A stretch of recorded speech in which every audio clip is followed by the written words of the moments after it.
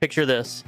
A London police officer walking his beat through Kensington Gardens on a freezing night in 1980, finding a man asleep on a park bench, and recognizing him instantly by that long golden hair.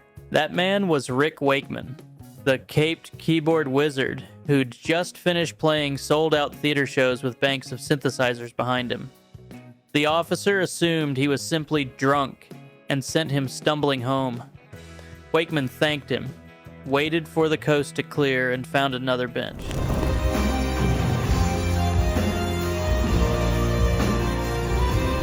He wasn't drunk. He was homeless. 3 expensive marriages, a losing battle with the tax authorities, and years of yes-level excess had wiped him out completely. Decades later, Wakeman finally admitted it publicly, saying flatly, "I bloody do know what it's like to be homeless." He rebuilt everything from nothing. But somewhere between Prague, rock royalty, and a cold park bench, the lesson landed hard. Massive fame and an empty bank account can occupy the exact same body.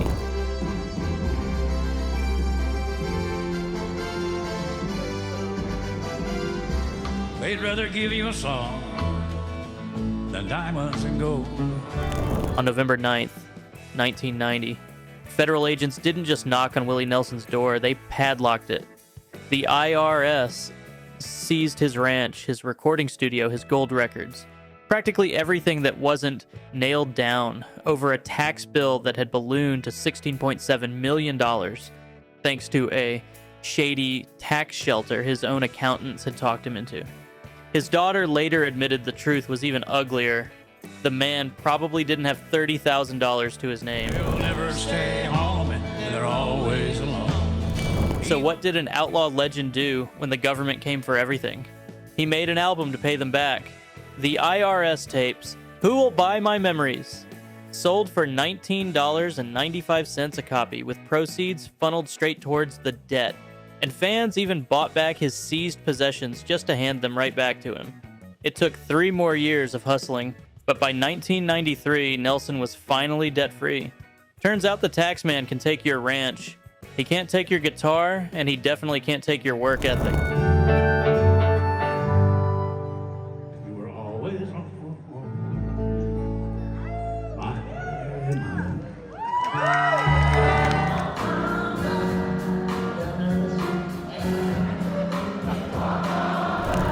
Here's a number that should stop you cold.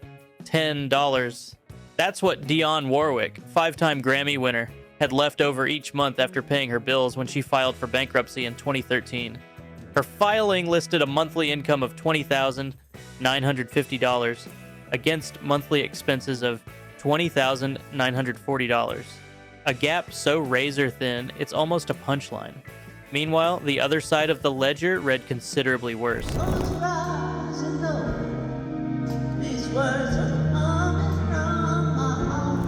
Total liabilities topping $10.7 million. Nearly all of it in back taxes and penalties dating to the late 80s and 90s, against assets of just $25,500.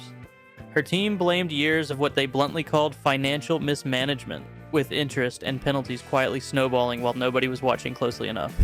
So, yes, Walk On By made her a household name, and I Say a Little Prayer is basically musical furniture at this point. But none of that stopped one of pop's most recognizable voices from ending up with a bank account balance you'd expect from a part-time job, not a legendary career.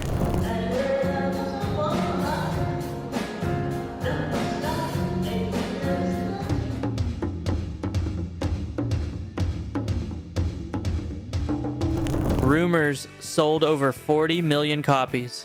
It is, by any measure, one of the biggest albums ever recorded, and Mick Fleetwood's name is literally in the band's title.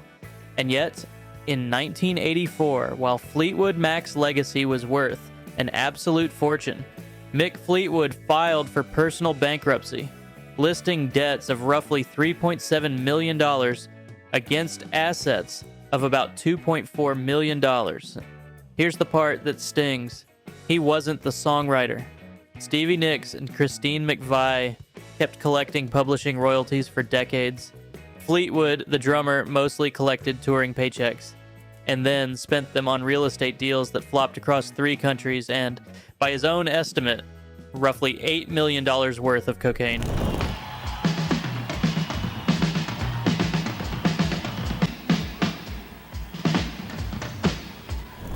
His $2.2 million Malibu mansion got handed to a court-appointed trustee and auctioned off, along with practically everything else he owned. The lesson buried in all that wreckage: being in one of history's biggest bands doesn't automatically mean every member gets rich. Sometimes it just means you get famous enough to go broke in style.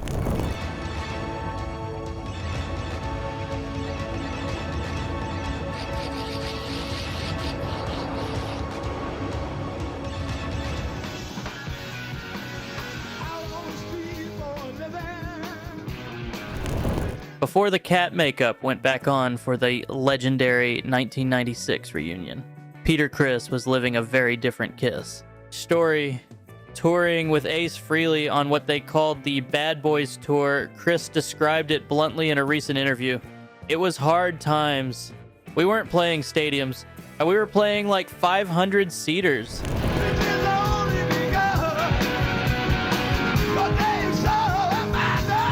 Two founding members of one of rock's biggest arena acts reduced to small clubs, while the then current Kiss lineup wasn't doing much better, stuck playing fan conventions instead of headlining tours. Then came the MTV Unplugged rehearsal that changed everything. Criss has said that watching Gene Simmons during that session, all he could see rolling around in his eyes was dollar signs. Ka-ching, ka-ching, ka-ching. The reunion tour that followed became one of the highest grossing runs in rock history. Funny how fast a band remembers it loves each other once the box office numbers start climbing back into arena territory again.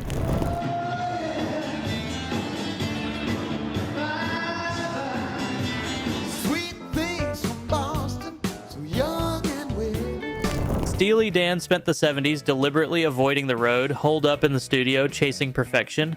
On albums like Aja, touring wasn't the plan. Records were supposed to pay the bills forever.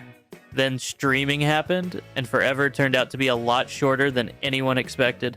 Donald Fagen became refreshingly blunt about it, telling one interviewer flatly, "I need to tour to make a living." Tell me what's to be done about the wither in my head. And admitting his royalties had shrunk to a fraction of what they used to be. So the band that refused to play life spent decades doing exactly that, night after night, because the records stopped generating enough to survive on. Here's the twist nobody saw coming. After Steely Dan's final show in 2024, Fagen quietly retired from touring altogether, according to his stepdaughter, and is now happily settled in Woodstock playing piano for fun. Sometimes the guy who needed the road the most is also the one who finally gets to walk away from it on his own terms.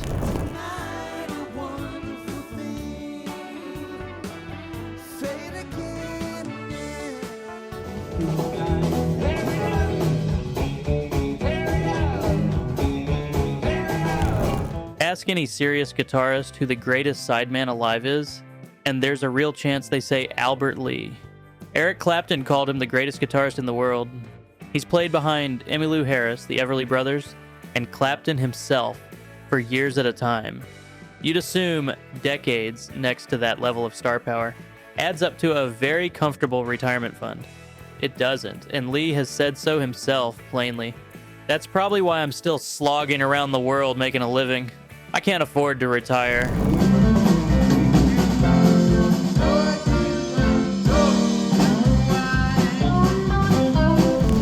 That's the sideman's curse in one sentence. The stars he backed owned the songs, collected the royalties, and kept earning long after the tours ended. Lee played the notes but never owned them. Well into his 80s, he's still logging roughly 200 days a year on the road, not out of nostalgia, but because playing the guitar remains, quite literally, his livelihood. Being brilliant, it turns out, was never the same thing as being rich. We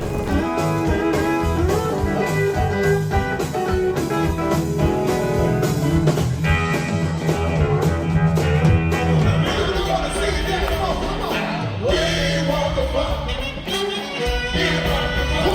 George Clinton basically wrote the DNA of hip-hop. Parliament and Funkadelic tracks have been sampled more times than almost anyone else's catalog on Earth, and Atomic Dog alone has funded 1,000 other people's careers. So naturally, Clinton spent decades locked in courtrooms, fighting to get his own music back. A 2001 ruling found he didn't even own the publishing rights. Everybody put your hands together. Now won't you push to the sky? The songs he wrote between 1976 and 1983, those belonged to his former business partner's company instead. He clawed back ownership of some master recordings in 2005, but the legal war never really ended. In 2025, at 83 years old, Clinton filed a fresh $100 million lawsuit, accusing that same former partner of decades of fraud to strip away roughly 90% of his catalog. Everybody sampled George Clinton's music. Everybody built entire careers on his grooves. And the man who actually created it all has spent half his life just trying to prove, legally, that it was ever his to begin with.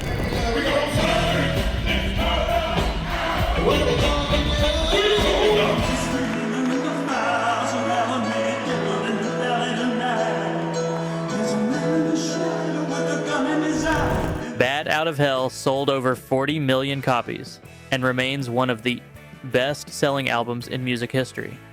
Meat Loaf should have been set for life the moment it hit shelves. Instead, by 1983, he was filing for bankruptcy. His partnership with songwriter Jim Steinman had collapsed into an ugly legal war, and Meat Loaf later put a number on it that still sounds made up.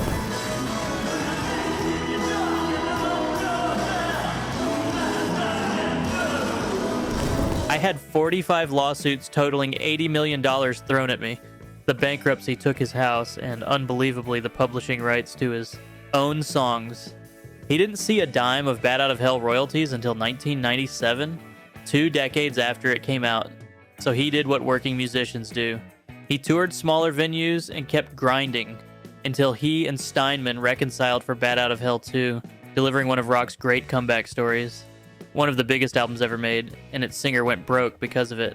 Rock and roll really doesn't make sense sometimes. Bottom of a pit in the blazing sun.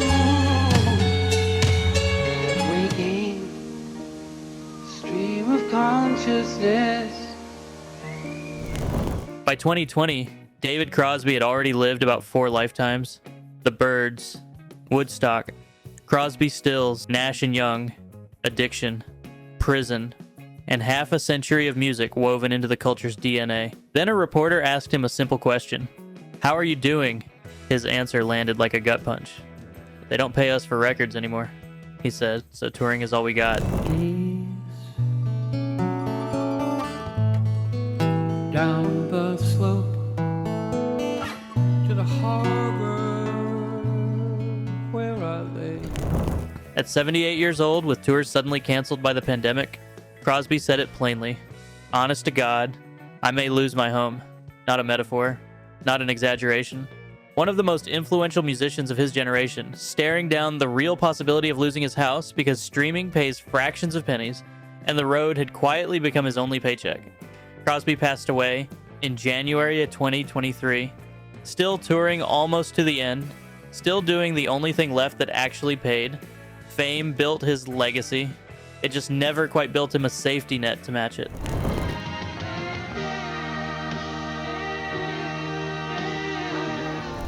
So there you have it.